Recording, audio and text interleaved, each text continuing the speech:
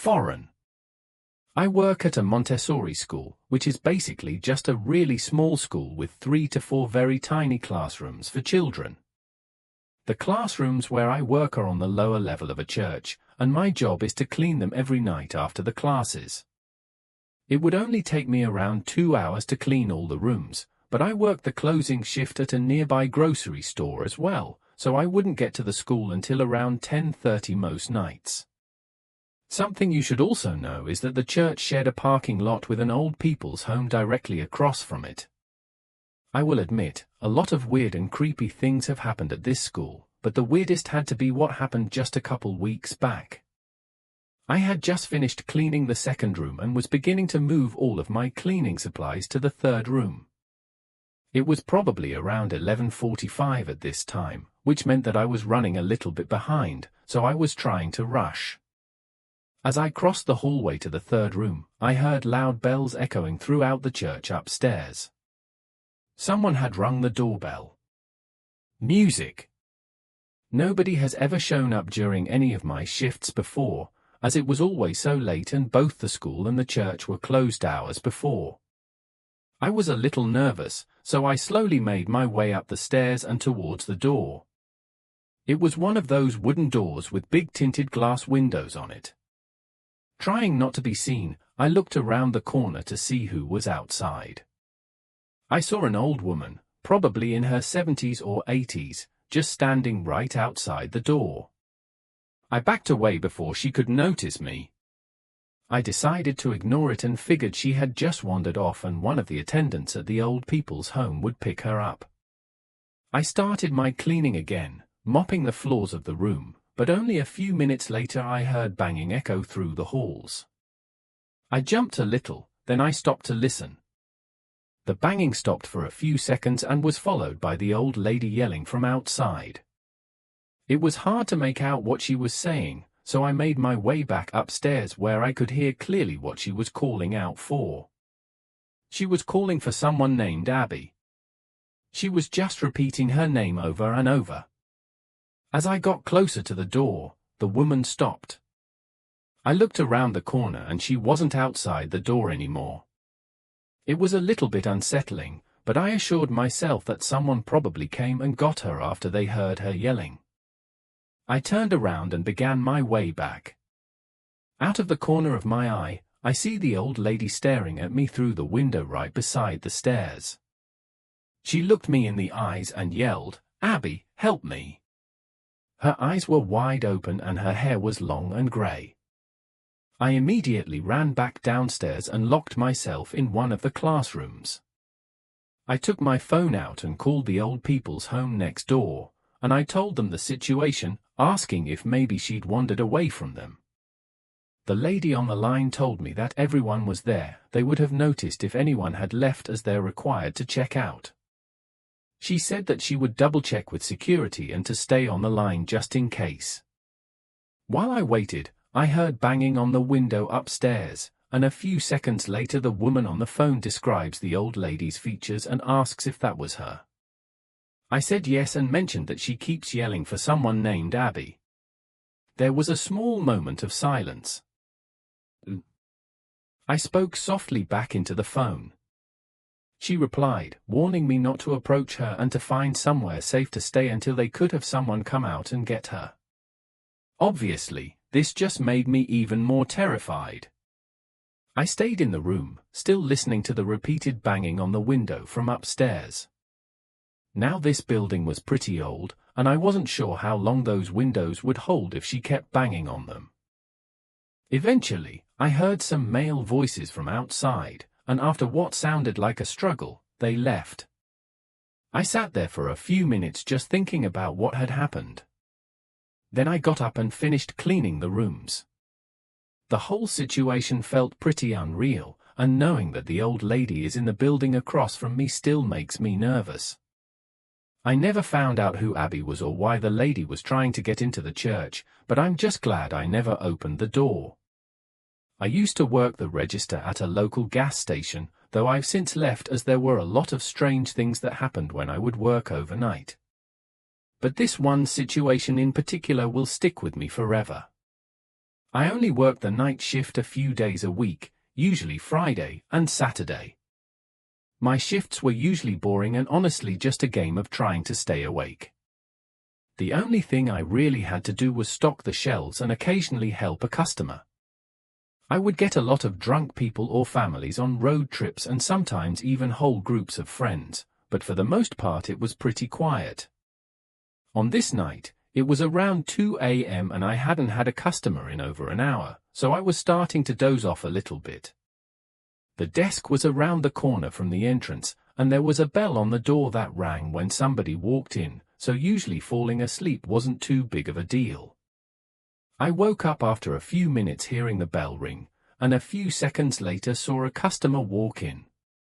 He looked like a typical 30-year-old man that would come in for some beer or a snack. He walked around for a little bit down every aisle, looking at everything. Now I've worked in retail for a long time, and I know what it looks like when someone is looking for something specific, but this man had nothing in mind. He was just looking at the shelves, browsing the store. During the day this is pretty normal, but people don't usually come in at 2 a.m. to browse the gas station shelves. I looked out the window to my left to see if he was filling up his car and was maybe just passing the time, but there were no cars outside. A couple minutes went by before he eventually looked over at me and said thanks, and then walked out. I didn't know what to make of that, but I just figured he stole something small and was just being a dick about it. The whole situation left my mind after a few minutes and I started to get really tired again. This time I decided to grab my cart of items to stock and start filling up the shelves to pass the time. I'm not really sure how long I was stocking for, maybe 20 minutes, before I saw a man show up at the end of the aisle I was stocking. It made me jump a little, as I never heard the door ring. This guy was wearing a large hoodie and dark clothes. I pretty much knew right away that something was very off. The man continued down to the back of the store, and I immediately went back to behind the counter. I tried not to stare, but I noticed that as he walked down the aisles he wasn't looking for anything, he was just browsing. It clicked in my head immediately that this was the same guy from just a little bit ago, but he had changed clothes for some reason. I also came to the realization that he probably came initially to scope out the place before doing whatever he planned on doing. I started to panic in my head. The man began to come down the aisle closest to the counter, and I could see something heavy in his front hoodie pocket. I made a split-second decision to try and prevent any further escalation, and I said, "Welcome back, sir. Need help finding anything?" He made eye contact with me, and I could tell he knew exactly what I was trying to do. He approached the counter, not saying a word, and brought his hand out of his pocket, revealing a small handgun. Then he grabbed a small pack of gum from beside the counter and placed it in front of me. He said, "Just this."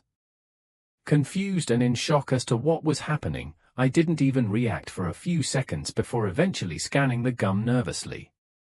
Still holding the gun, he took out $1 from his jeans pocket and threw it on the counter, then said thanks and walked out. I was in total shock, trying to wrap my head around what just happened. I ended up reporting the situation to the police and calling my manager, who didn't pick up. No updates ever came out of the situation, but it had me on edge for the last few months that I worked there. I'm still unsure of what really happened that night or what the man's intentions were, but honestly, I'm glad I never found out. I work as a cybersecurity analyst for a large office company in my town. I had just started off my first job in the field, so of course I had to work the shift that nobody else wanted to. Working overnight wasn't as terrible as I thought, though it was actually pretty peaceful. My job mainly consisted of looking through log files to make sure nothing sketchy happened while the rest of the crew was sleeping. This meant that I was always pretty much alone in the office building for several hours. I'd fall asleep pretty often, as staring at a screen for hours on end in the middle of the night was hard on my eyes, and with nobody there to keep me company, staying awake wasn't very easy. I started setting soft alarms on my phone to go off every hour just to make sure that I didn't sleep through my entire shift.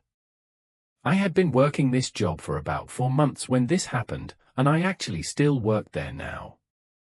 It was a regular night, and my coworker had just finished his shift at 12 o'clock and left the building a couple minutes later. I got up and started the coffee machine, and then I walked down the main hallway to do a general check for anyone still in the building. This was my regular routine, just to make myself more comfortable. I sat back down at my desk and took my phone out to turn on the alarms, and then continued on with my work. It was about 20 minutes later when I realized I had never heard the coffee machine beep that it was done, and I went to check on it. I walked down the hall to the small coffee desk and saw that there was no coffee in the pot, and then I saw that the entire coffee machine was turned off. I thought it was weird, but that's about it, and I just turned it back on and went back to my desk. As soon as I sat down, I noticed my phone wasn't where I had left it on the desk. I patted down my pockets and ran back to the coffee desk, but it wasn't there either. I played it back in my memory, and I knew for sure that I had placed it right on my desk, right next to my keyboard. I started to get really freaked out and looked around frantically. The way my desk was set up, it was right in the middle of a large room with other desks and computers. I felt like I was being watched as I stood there in the middle, knowing that someone else had to be in there with me. Nervously, I called out in a shaky voice to my friend, really hoping that it was just him playing some dumb prank on me. I waited for a few seconds, but there was no reply. As I stood by my desk, another few seconds went by before I heard a soft shuffling coming from behind a desk in the far corner. Almost immediately after, my phone alarm rang from the opposite corner of the room. My first thought was that there were probably 2 unknown strangers in the room with me, and I instantly started running for the door out of the building. I didn't hear any footsteps behind me as I made it out, but I didn't take any chances. I ran across the street to a neighboring gas station and I called 911 with their phone to report the unknown people in our office building. The police arrived quicker than I thought and searched the building. They brought out a man after only a few minutes, though I didn't recognize him at all. They also retrieved my phone, which they found behind some boxes in the corner of the office. He was also found with a small knife in his pocket. The next day we got a lot more information about what really took place. Apparently, the man was an old employee who had been fired recently before I started working there.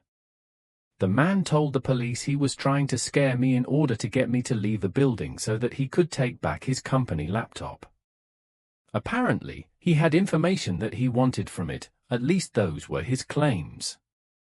It all seems really weird to me, and I'm not sure if I even trusted his reasonings for breaking in, but my coworkers did say that they remembered the guy and he was definitely a little bit strange.